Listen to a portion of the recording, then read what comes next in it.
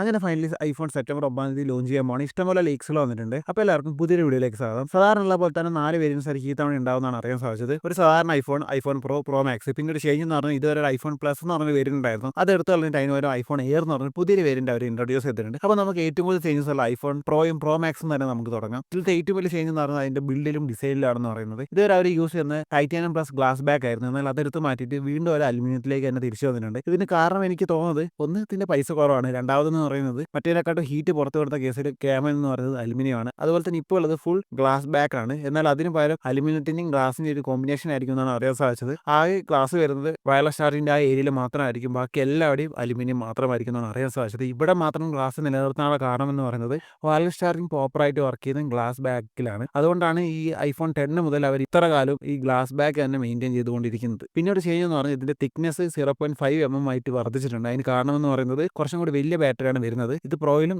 Pro മാക്സിലും ഈ changes ഉണ്ട്.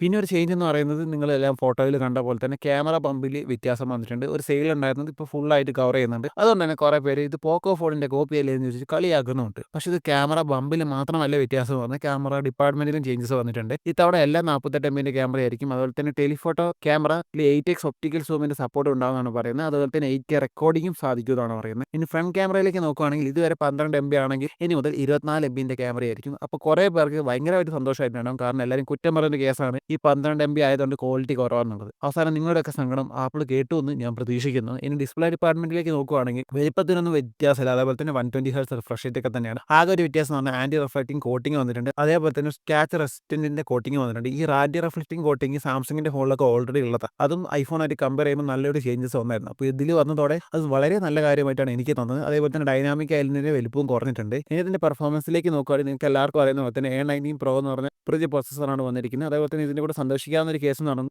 ആദ്യമായിട്ട് ആപ്പിൾ വേപ്പർ കൂളിംഗ് എന്ന് പറയുന്ന ടെക്നോളജി കൊണ്ടുവന്നിരിക്കുകയാണ്. അതേപോലെ തന്നെ ഇതിന്റെ സ്റ്റാർട്ടിംഗ് വേരിയന്റ് എന്ന് പറയുന്നത് 12GB 256 വേരിയന്റ് ആയിരിക്കും. ഇനി ബാറ്ററി ഡിപ്പാർട്ട്മെന്റിലേക്ക് നോക്കുകയാണെങ്കിൽ പറയുന്ന പോലെ തന്നെ 5000 mAh ബാറ്ററിയാണ് വരുന്നത്. അതുപോലെ തന്നെ ചാർജിംഗ് സ്പീഡ് കൂടിയിട്ടുണ്ട്. 35 വാട്ടിന്റെ ചാർജർ ആയിരിക്കും.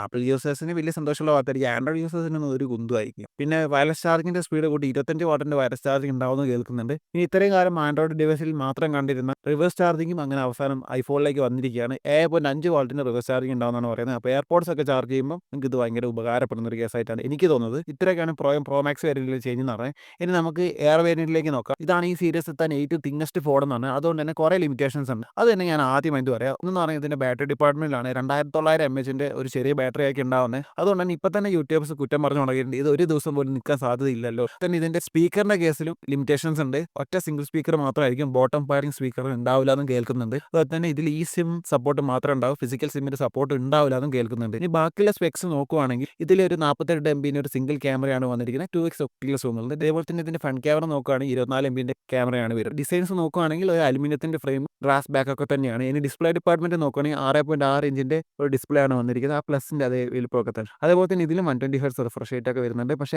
ആൻറ്റി റിഫ്ലക്റ്റിംഗ് കോട്ടിംഗ് ഒന്നും ഇതിൽ വരുന്നില്ല. ഇതിന്റെ പെർഫോമൻസ് നോക്കുകയാണെങ്കിൽ A19 Pro പ്രോസസ്സറാണ് വരുന്നത്. അത് വെച്ചിട്ട് പ്രോ വേരിയന്റിന്റെ പെർഫോമൻസ് കിട്ടും നിങ്ങൾ പ്രതീക്ഷിക്കേണ്ട.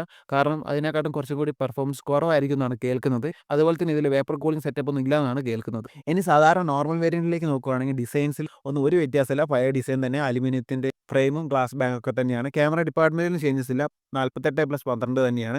ആകെ ഒരു ചേഞ്ച് എന്ന് പറയുന്നത് ഫ്രണ്ട് ക്യാമറ 24 MB ആയിട്ടുള്ള കേസാണ്. പിന്നെ ഡിസ്പ്ലേ ഡിപ്പാർട്ട്മെന്റിൽ ചേഞ്ചസ് വന്നിട്ടുണ്ട്. കുറച്ചും കൂടി വലിപ്പം കൂടി 6.3 ഇഞ്ചിന്റെ ഡിസ്പ്ലേ ആണ് വരുന്നത്. അതേപോലെ തന്നെ ആദ്യമായിട്ട് അവർ 120 Hz റിഫ്രഷ് റേറ്റ് അവർ ഇൻട്രൊഡ്യൂസ് ചെയ്തിട്ടുണ്ട്. പക്ഷേ ഇതിൽ ഓൾവേസ് ഓൺ ഡിസ്പ്ലേ ഉണ്ടാവില്ല എന്നാണ് കേൾക്കുന്നത്. ബാറ്ററി ഡിപ്പാർട്ട്മെന്റിൽ നിന്ന് വലിയ ചേഞ്ചസ് നടന്ന് കേൾക്കുന്നില്ല. പക്ഷേ ചാർജിംഗ് സ്പീഡ് കൂടാനുള്ള സാധ്യത ഉണ്ടെന്നാണ് പറയുന്നത്. 25 വാട്ട് ആവാമെന്നും പറയുന്നു, ചിലപ്പോൾ 35 വാട്ട് ആണെന്നും പറയുന്നു. പിന്നെ വയർലെസ് ചാർജിങ്ങിന്റെ സ്പീഡ് കൂട്ടി 25 വാട്ടിന്റെ വയർലെസ് ചാർജിംഗ് ഉണ്ടാവുമെന്ന് കേൾക്കുന്നുണ്ട്. പക്ഷേ ഇതിൽ റിവേഴ്സ് ചാർജിംഗ് ഉണ്ടാവില്ല എന്നാണ് കേൾക്കുന്നത്. ഇനി ഇതിന്റെ പെർഫോമൻസ് നോക്കുകയാണെങ്കിൽ A19 എന്ന് പറഞ്ഞ പ്രോസസ്സറാണ് വന്നിരിക്കുന്നത്. ഇതിലും വേപ്പർ കൂളിംഗ് സെറ്റപ്പ് ഒന്നും കിട്ടൂല എന്നാണ് കേൾക്കുന്നത്. അപ്പോൾ ഇതൊക്കെയാണ് ഐഫോണിന്റെ ചേഞ്ചസ് എന്ന് പറയുന്നത്. അപ്പോൾ നിങ്ങൾക്ക് ഇതിനെക്കുറിച്ചുള്ള ഒപ്പീനിയൻ എന്താണെന്ന് കമന്റ് ചെയ്യുക. അപ്പോൾ അടുത്തൊരു വീഡിയോ കാണുന്നതായിരിക്കും. ബൈ.